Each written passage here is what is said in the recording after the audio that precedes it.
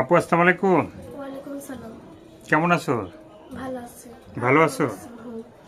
তো এই ভিডিওর সামনে কেন আসছো তুমি? অনেক কষ্ট করে আছি। কি কষ্ট আছে তোমার জীবনে? জীবনে কি কষ্ট আছে, ছোটবেলায় আমার আম্মু আমার ফেলে দেওয়া গেছিল, আমি আমার দাদির কাছে থাকতাম। বাবারাও বিয়ে করে নিয়ে গেছিল, আম্মুও গেছিল, কারণ আমি আমার দাদির কাছে থাকতাম। দাদিরা অনেক বয়স্ক, দাদিরা মারা গেছে কিছুদিন আগে, আমার আম্মু ফিরে আইসা। এখন আমার আম্মু বয়স্ক হয়ে গেছে, আমার আম্মুটার এখন আমি কাজ করে খাওয়াই, বাসা বাড়ি মেশিন চালাই, বাসা বাড়ি মেশিন চালিয়ে কাজ করে খাওয়াই আম্মুটারা। অনেক কষ্ট করে আমি ইউটিউবের সামনে আইছি। মানে তুমি আম্মুটাকে তুমি নিজে কষ্ট করে খাওয়াইতেছো? হ্যাঁ। ঘরে ভাই বোন কয়জন?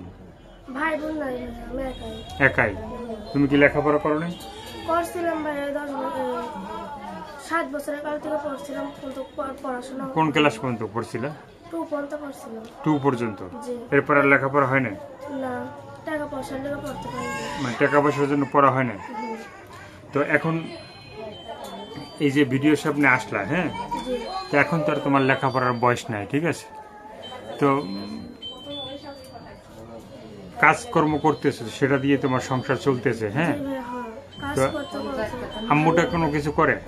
আমার আম্মুরা পড়ে থাকে বেশি না। বিছানায় পড়ে থাকে, অসুস্থ? হ্যাঁ। দাদিরা কিছুদিন আগে মারা গেছে, তো তার জন্য আম্মুরাও বয়স্ক হয়ে গেছে। হুম। তো বাবা? বাবা গেছে না, বিয়া করে নিয়ে একদম দূরে গেছে। তা বাবা গেছে গা, তুমি দাদির কাছে থাকো, তাহলে তো বাবার বাড়িতে তুমি থাকতে আসো। না, দাদিরা কিছুদিন আগে মারা গেছে, এখন আমার আম্মুর কাছে, আমি আম্মু আবার ফিরে আসছে, আমি আম্মুর কাছে থাকি। আচ্ছা আচ্ছা। তো এখন যদি তোমার সাথে কেউ যোগাযোগ করতে চায়, হ্যাঁ, তো যোগাযোগ করতে চাইলে মানে তুমি কি যোগাযোগ করবা? যে করবো ভাই, যদি আমাদের সাহায্য করে, যদি আমার পাশে দাঁড়ায়, তাহলে তাকে জীবন সঙ্গী করে নেবো। মানে তাকে তুমি জীবন সঙ্গী করবা? জি। তো কি ধরনের তুমি একজন মানুষ চাও?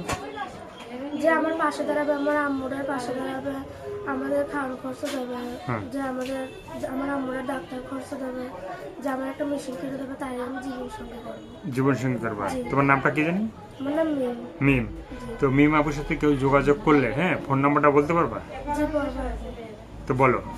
01 01 38 38 77 77 21 21 52। 52। জি, এই নাম্বারে কল করলে। এই নাম্বারে কল করতে হবে। তো দর্শক, এই যে মিম আপুর যে ফোন নাম্বারটা 01 888 77 21 52, এই নাম্বারে মিম আপুর সাথে যোগাযোগ করবেন। তো আর কি বলার আছে ভাইয়া? আর বলবো না। হুম? আর বলবো না। আর কিছু বলতে চাও না? তো বয়সটা কত হবে তোমার? বয়স তো হবে 17 বছর। 17 বছর।